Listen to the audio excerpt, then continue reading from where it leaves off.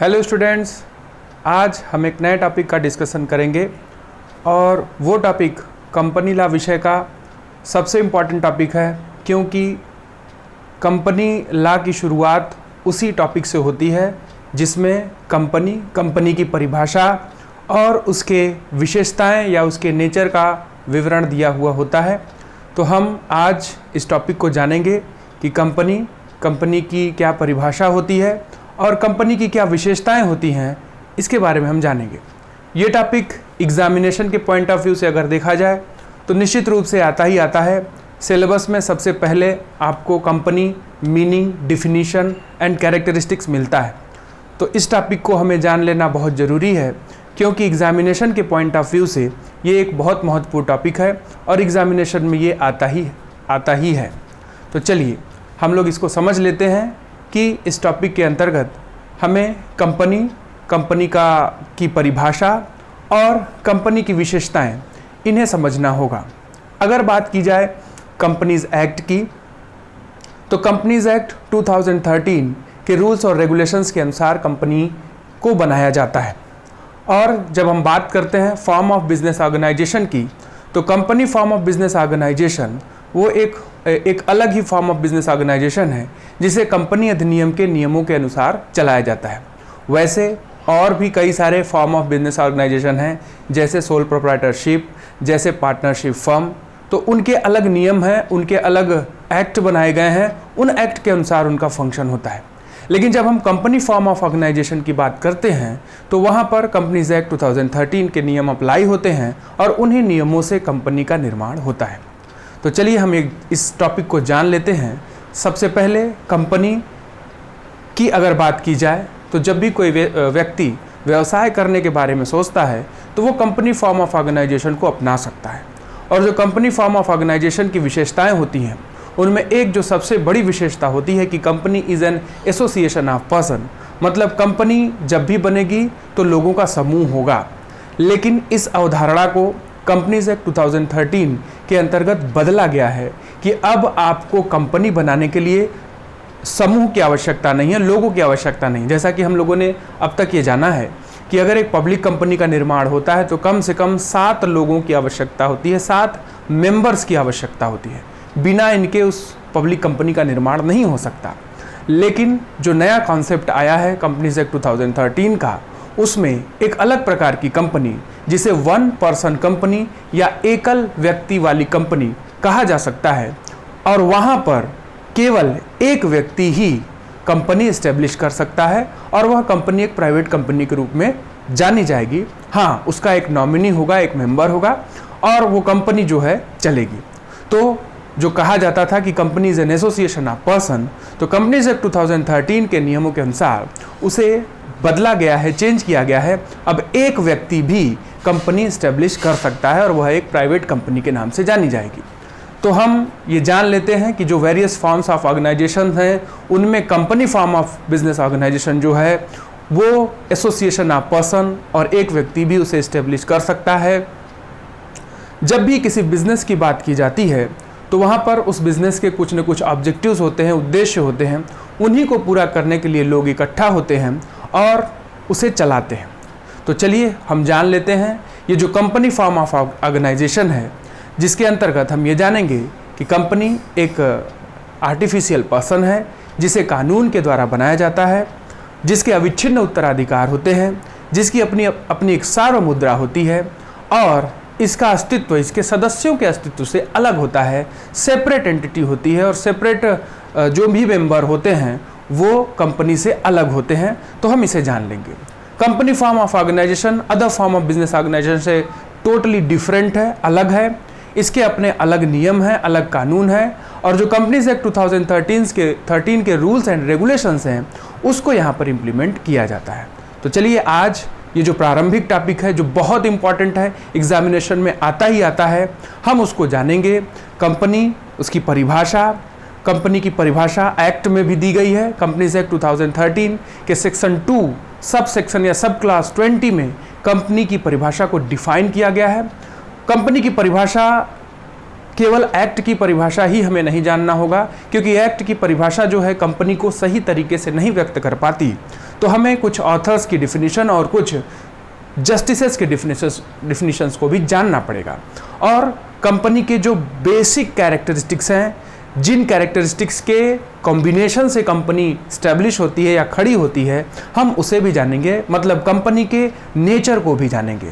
तो ये एक बहुत इंपॉर्टेंट टॉपिक है। मैं बार बार इसको इसीलिए बोल रहा हूँ क्योंकि आप इस पर पूरा फोकस करें और हम बहुत जल्दी से इस टॉपिक को ख़त्म भी कर देंगे। तो चलिए हम लोग देख लेते हैं यहाँ पर बोर्ड पर, जैसे आपको इससे पहले भी हम लोगों ने इसी तरीके से चीज़ें डील की हैं, तो बोर्ड पर चीज़ें लिखी हुई हैं, मैं उसे एक्सप्लेन करने का पूरा प्रयास करूंगा और वो आपको समझ में भी आएगा। तो चलिए हम लोग देखते हैं company, meaning, definition and characteristics, ये टॉपिक है हमारा। तो सबसे पहले हम मीनिंग की बात करते हैं। तो यहाँ पर बोर्ड पर लिखा हुआ है, a company in the normal sense means N association of persons United for a common object. तो जब हम बात करते हैं कंपनी की, कंपनी को सामान्य रूप से हम ये कह सकते हैं कि यह एक व्यक्तियों का समूह है, जो व्यक्ति किसी विशेष उद्देश्य को पाने के लिए यूनाइट हुए हैं या इकट्ठा हुए हैं या संयुक्त हुए हैं। और यहाँ पर दूसरा पैराग्राफ आते हैं हम लोग। Accordingly the term is used to represent associations form to carry on some business. और जब हम बात करते हैं इसी तरीके से, तो इस टर्म का प्रयोग इस रूप में किया जाता है कि ये कुछ लोगों का संघ होता है या समूह होता है जो कुछ व्यवसाय करना चाहते हैं या बिजनेस करना चाहते हैं फॉर प्रॉफिट, लाभ कमाने के लिए, और to promote art, science, education और सम चैरिटेबल पर्पस। तो कंपनी का निर्माण केवल लाभ कमाने के लिए ही नहीं होता।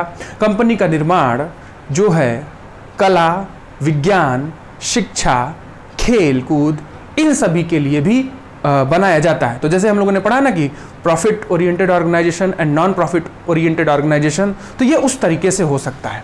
तो यहाँ पर ये इस बात को बताया गया है, और जिसके कुछ कल्याणकारी पर्पस भी हो सकते हैं, चैरिटेबल पर्पस भी हो सकते हैं। तो कंपनी दो तरीके की भी हो सकती है, profit making and non profit making, जिसमें आर्ट, साइंस, एजुकेशन और चैरिटेबल पर्पस के रूप में भी उसे तैयार किया जा सकता है। Company is voluntary association.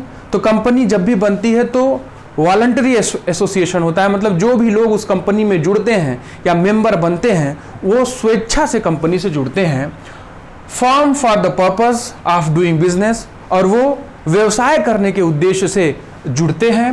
Having a distinct name and limited liability, और उसका नाम अलग होता है, और सभी मेंबर्स की जो लायबिलिटीज होती हैं, जैसा कि हम जानते हैं कि भारत में सीमित दायित्व वाली कंपनी लिमिटेड लायबिलिटी कंपनी बनती है, तो लायबिलिटी जो है वो सीमित होती है, उतनी मात्रा तक ही होती है जितने के लिए वो राजी होते हैं, एग्री होते हैं कंपनी में कंट्रीब्यूट करने के लिए।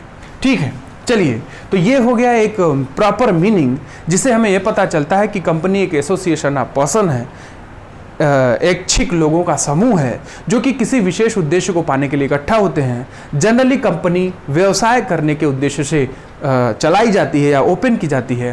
कंपनी नॉन प्रॉफिट मेकिंग भी हो सकती है। स्पोर्ट्स, साइंस, आर्ट, कल्चर को भी प्रमोट करने के लिए कंपनी का निर्माण किया जा सकता है। चलिए डिफिनीशंस देख लेते हैं हम लोग। तो companies act 2013 section 2 sub section 20 की डिफिनीशन यहाँ पर दी गई है। क्या है डिफिनीशन? प्रोवाइड क्या करता है? Company means a company incorporated under this act और under any previous company law. तो ये डिफिनीशन बोलता है कि कंपनी का अर्थ कंपनी से है जो कि समामेलित हुई है इस अधिनियम के अंतर्गत या पुराने किसी कंपनी अधिनियम के अंतर्गत। तो जैसा हमें पता है कि कंपनी एक्ट जो है वो बहुत पुराना रहा है। कंपनीज एक्ट 1913, कंपनीज एक्ट 1956 और अभी हम कंपनीज एक्ट 2013 की बात कर रहे हैं। तो यहाँ पर डिफिनीशन में बोला गया है कि कंपनी वह कंपनी है जो कि समामेलित है। समामेलित होने का मतलब जो कि रजिस्टर्ड होगी, जो कि कानून के अंतर्गत रजिस्टर्ड होगी और वो किसी पुराने कंपनी अधिनियम के अनुसार बनाई गई होगी। मतलब अभी के कंपनी अधिनियम it means companies act 2013 and previous companies act it means companies act 1956 और उससे पहले भी। तो जो भी उन अधिनियमों के अनुसार बने होंगी उन्हें हम कंपनी बोलेंगे। तो इस परिभाषा से हमें बहुत सारी चीज़ें नहीं पता चल पाती हैं। तो चलिए हम कुछ और डिफिनीशंस ऑथर्स की और जस्टिस की डिफिनीशन या न्यायाधीशों की परिभाषा को भी देख लेते हैं, जिससे हमारा कॉन्सेप्ट थोड़ा क्लेरिफाई हो जाएगा। तो एक यूनिवर्सल डिफिनीशन है कंपनी की प्रोफेसर एल.एच. हेने, जो कि बहुत ही प्रसिद्ध जो है जानकार हैं, ऑथर हैं, जिन्होंने कंपनी की परिभाषा को दिया है। और उस परिभाषा के अंतर्गत a company is an artificial person created by law having separate entity with a perpetual succession and common seal. तो यहाँ पर एल.एच. हेने साहब ने बताया है कि company is an artificial person created by law having separate entity with a perpetual succession and common seal. तो कंपनी एक कृत्रिम वैधानिक व्यक्ति है जो कानून के द्वारा बनी होती है। कंपनी का अस्तित्व अलग होता है, कंपनी के अविच्छिन्न उत्तराधिकार होते हैं और कंपनी की अपनी एक सार्वमुद्रा मुहर या कॉमन सील होती है। तो ये हेने की परिभाषा है और जो हमें बिल्कुल याद होनी चाहिए। और इस परिभाषा में कंपनी के सारे नेचर्स को या सारे कैरेक्टरिस्टिक्स को बहुत अच्छे ढंग से बता दिया गया है। चलिए एक और परिभाषा है Lord Lindley, famous justice Lord Lindley, उन्होंने क्या कहा? It is an association of person. यह एक व्यक्तियों का समूह है, association of persons who contribute money, जो कि अपना पैसा लगाते हैं, मनी या मनी जैसी चीज, मनीज वर्थ लगाते हैं टू अ कॉमन स्टॉक, एक सामान्य स्टॉक में, and employ it for some common purpose, और इसका प्रयोग वो किसी विशेष उद्देश्य को पाने के लिए करते हैं। तो ये लॉर्ड लिंडले की परिभाषा है। और एक और परिभाषा है जस्टिस जेम्स की, तो उन्होंने क्या कहा? Company is an association of person united for some common purpose. Company क्या है? लोगों का समूह है, ऐच्छिक संघ है, और ऐसा समूह जो किसी विशेष उद्देश्य को पाने के लिए संयुक्त हुआ है या यूनाइट हुआ है। तो ये तीन परिभाषाएं हैं, जिसमें से एक सेक्शन की परिभाषा जो कि आपको याद रखनी है, section 2 subsection 20 of Indian companies act 2013। It has been defined in section 2 subsection 20 या सब क्लास 20। इसे याद रखिएगा। और जब भी आप कंपनी के डिफिनीशन को बताएंगे तो इस परिभाषा को, एक्ट की परिभाषा को सबसे पहले बताएंगे। फिर निश्चित रूप से, क्योंकि एक्ट की परिभाषा सारी बातों को बता नहीं पा रही है, इसलिए हम ऑथर्स और जस्टिसेस के पास जाते हैं और ये दो परिभाषाएं कंपनी को बता पाने में सक्षम होती हैं, कंपनी के मीनिंग को, परिभाषा को बता पाने में सक्षम होते हैं। चलिए तो हम आगे बढ़ते हैं। हमारा जो अगला दौर है वो कैरेक्टरिस्टिक्स का है। और कैरेक्टरिस्टिक्स मतलब विशेषताएं या कंपनी की प्रकृति। यहाँ पर 10 बेसिक कैरेक्टरिस्टिक्स हैं और वो इन परिभाषाओं से ही डिराइव हुए हैं, इन डिफिनीशन से ही बने हैं।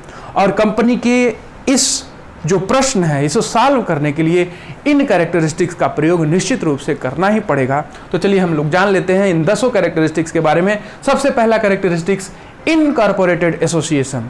तो ये बात बार बार आपसे बोली जाती है, कंपनी जब भी बनेगी वो एक इनकॉर्पोरेटेड एसोसिएशन होगी। इनकॉर्पोरेटेड एसोसिएशन का मतलब एक समामेलित संघ, और समामेलन का मतलब होता है रजिस्टर्ड। रजिस्टर्ड का मतलब उस देश के कानून के अनुसार जो कंपनी के लिए बनाया गया है उसके अनुसार उसका पंजीकरण या रजिस्ट्रेशन अनिवार्य होगा। तो कंपनी जब भी बनेगी वो एक इनकॉर्पोरेटेड एसोसिएशन के रूप में बनेगी, मतलब समामेलित संघ के रूप में बनेगी, एक रजिस्टर्ड एसोसिएशन के रूप में बनेगी। अनरजिस्टर्ड या अनइनकॉर्पोरेटेड एसोसिएशन को कंपनी का दर्जा नहीं दिया जाएगा। Second, artificial legal person. Company एक कृत्रिम व्यक्ति है। कृत्रिम व्यक्ति इसलिए बोला जाता है क्योंकि कंपनी को चलाने वाले व्यक्ति ही होते हैं, लेकिन कंपनी में न तो कोई इमोशन होता है, न तो कोई जान होता है। चूंकि कंपनी चलाने वाले, कंपनी को चलाते हैं डायरेक्टर निश्चित रूप से, लेकिन येट कंपनी को एक आर्टिफिशियल पर्सन कहा जाता है क्योंकि कंपनी में निहित कोई जान नहीं होते, कोई इमोशन नहीं होते, कोई कंपनी की लाइफ नहीं होती, क्योंकि कंपनी को कानून के द्वारा बनाया जाता है। कंपनी नेचुरल बर्थ से उत्पन्न नहीं होती है, तो इसलिए कंपनी को एक कृत्रिम वैधानिक व्यक्ति बोला जाता है, आर्टिफिशियल लीगल पर्सन बोला जाता है। लीगल पर्सन का मतलब इसे कानून के द्वारा ही उत्पन्न किया जाता है या कानून के द्वारा ही बनाया जाता है। नेचुरल बर्थ या प्राकृतिक रूप से कंपनी उत्पन्न नहीं होती है। Third, separate legal entity. Company का अस्तित्व कंपनी के सदस्यों के अस्तित्व से अलग होता है। जैसे कि मैंने आपको बताया कि एक पब्लिक कंपनी को बनाने के लिए कम से कम 7 लोगों की आवश्यकता होती है और एक प्राइवेट कंपनी को बनाने के लिए कम से कम 2 लोगों की आवश्यकता होती है और एक 1 पर्सन कंपनी को बनाने के लिए 1 व्यक्ति की आवश्यकता होती है। तो ये जो भी लोग होते हैं, जो भी नंबर ऑफ मेंबर्स होते हैं, मिनिमम नंबर ऑफ मेंबर्स होते हैं, इनका जो अस्तित्व है कंपनी के अस्तित्व से टोटली डिफरेंट होता है, टोटली अलग होता है। अगर ये मेंबर्स मर जाते हैं, इनकी डेथ हो जाती है, तो इसका असर कंपनी के लाइफ पर नहीं पड़ता है। तो सेपरेट लीगल एंटिटी, और इसी से संबंधित एक फेमस केस ला है सोलोमन वर्सेस सोलोमन का, जहां पर सोलोमन कंपनी दिवालिया हो जाती है और वहां पर वो केस ला जब आप पढ़ेंगे तो आपको पता चलेगा कि दिवालिया होने के बाद कंपनी के जो भी दायित्व थे, जो भी उसके ऋणी थे, वो उन्होंने अपने क्लेम किया, लेकिन जज ने इस केस को खारिज कर दिया। सोलोमन भी कंपनी के एक ऋणी थे, एक तरीके से उन्होंने डिबेंचर खरीदा था। तो उस परिस्थिति में जज ने सबसे पहले उन्हें प्रेफर किया, बाकी को नहीं। तो लोगों ने आपत्ति की कि सोलोमन तो खुद कंपनी के मालिक हैं, लेकिन जज ने यही डिसीजन दिया कि company is separate from its member, company अपने सदस्यों के अस्तित्व से पूरी तरह से अलग होती है और इसलिए सोलोमन को भुगतान किया जाएगा। तो सेपरेट लीगल एंटिटी, कंपनी का अस्तित्व पूरी तरह से अलग होता है, इनके सदस्यों से। परपेचुअल सक्सेशन मतलब कंपनी के अविच्छिन्न उत्तराधिकार होते हैं। अविच्छिन्न उत्तराधिकार का मतलब कंपनी को मारा नहीं जा सकता। Company is immortal unless it has been dissolved by law. जब तक कि कंपनी को कानून के द्वारा न खत्म किया जाए तब तक कंपनी खत्म नहीं होती, वो जिंदा रहती है, तब तक जिंदा रहती है। इसलिए इसके कोई भी उत्तराधिकारी नहीं होते, अविच्छिन्न उत्तराधिकार इसके होते हैं। Limited liability of its member, company के जो भी सदस्य होते हैं उनका दायित्व लिमिटेड होता है और लिमिटेड उसी मात्रा में होता है जितने के लिए वो राजी होते हैं। जैसे जब हम कंपनी की बात करते हैं लायबिलिटी के अनुसार, तो limited by shares and limited by guarantee, ये 2 तरह की कंपनी बनती है। और शेयर में जो भी व्यक्ति, जैसे कि हमें पता है shares are fully paid and partly paid, तो जिन्होंने फुल्ली पेड अप कर दिया उनकी लायबिलिटी नील, और जिनका बाकी है पैसा देना उनकी लायबिलिटी उतनी मात्रा तक रहेगी जिसका उनके ऊपर बकाया होगा। और जब हम गारंटी की बात करते हैं तो गारंटी में भी सीमा निर्धारित है, जितना जिसने बोला होगा कि कंपनी जब समाप्त होगी तो हम इतने रुपए कंट्रीब्यूट करेंगे, उससे ज़्यादा उनसे नहीं मांगा जा सकता। तो इसलिए कहा जाता है कि कंपनी के सदस्यों का दायित्व जो है वो सीमित होता है और भारत में ज़्यादातर सीमित दायित्व वाली कंपनी, लिमिटेड लायबिलिटी वाली कंपनी ही बनती है। नेक्स्ट, कॉमन सील, कंपनी की अपनी एक सार मुद्रा होती है। सार मुद्रा का मतलब मुहर होती है। कंपनी फंक्शन करती है उसी मुहर से, उसी सील से। जब भी कोई कंपनी का डॉक्यूमेंट आगे आएगा तो वहां पर वो मुहर होनी चाहिए। और कंपनी के लिए सबसे इंपॉर्टेंट पर्सन, जैसा कि हम लोगों ने जाना है, डायरेक्टर होते हैं, उनका सिग्नेचर होना चाहिए। मुहर बहुत इंपॉर्टेंट है, बिना मुहर के उस डॉक्यूमेंट को वैलिड डॉक्यूमेंट नहीं माना जाएगा। जो भी डॉक्यूमेंट होगा उस पर कंपनी का नाम लिखा हुआ होना चाहिए, उस मुहर पर वो उभरा हुआ होना चाहिए। तो कंपनी की एक सार मुद्रा होती है, कॉमन सील मुहर होती है। ट्रांसफरेबिलिटी ऑफ शेयर्स, कंपनी के अंश ट्रांसफरेबल होते हैं। जैसे कि हम जानते हैं एक पब्लिक कंपनी के शेयर एक व्यक्ति से दूसरे व्यक्ति को आसानी से हस्तांतरित किए जा सकते हैं। तो ये भी एक बेसिक कैरेक्टरिस्टिक्स होता है कंपनी का। प्राइवेट कंपनी के शेयर हस्तांतरित नहीं होते, ये बात आप याद रखिएगा। केवल पब्लिक कंपनी के शेयर एक व्यक्ति से दूसरे व्यक्ति को ट्रांसफर किए जा सकते हैं। तो transferability of share is one of the most important characteristics for company. Ownership and management of company is separate, company का जो स्वामित्व होता है और कंपनी का जो प्रबंधन होता है वो पूरी तरह से अलग होता है। जैसा कि हमें पता है कि कंपनी के जो शेयर होल्डर्स होते हैं उन्हें कंपनी का ओनर कहा जाता है, लेकिन ये शेयर होल्डर कंपनी के प्रबंधन में कोई भागीदारी नहीं निभाते। कंपनी का प्रबंधन चलाता है कंपनी का डायरेक्टर। हाँ, इन डायरेक्टर्स का चयन शेयर होल्डर्स के द्वारा होता है निश्चित रूप से। तो इस वजह से ये बात बोली गई है, निश्चित रूप से शेयर होल्डर कंपनी के मालिक हैं, लेकिन उनका प्रबंधन में कोई हस्तक्षेप नहीं होता, एडमिनिस्ट्रेशन चलाने में कोई उनका योगदान नहीं होता है। हाँ, वो डायरेक्टर का चयन करते हैं, वो ऑडिटर का चयन करते हैं। तो इस वजह से ये बात बोली गई है, कंपनी का स्वामित्व और कंपनी का प्रबंधन दोनों अलग अलग हैं। स्वामित्व शेयर होल्डर्स को बिलोंग करती है, shareholders are the owners of the company, mostly the equity shareholders are the owners of the company. That's why it has been told that the ownership and management of companies are separate. Next, shareholders are not the agent of the company. ये उसी बात को आगे बढ़ाया गया है कि company के शेयर होल्डर कंपनी के अभिकर्ता नहीं होते, वो मालिक होते हैं एक तरीके से। इस वजह से वो एजेंट के रूप में फंक्शन नहीं करते, और अभी हमने जाना कि उनका मैनेजमेंट में इंटरफेरेंस नील होता है, बस वो जो है डायरेक्टर का चयन करते हैं। नेक्स्ट है can sue and can be sued. Company अपने शेयर होल्डर्स पर मुकदमा कर सकती है और कंपनी के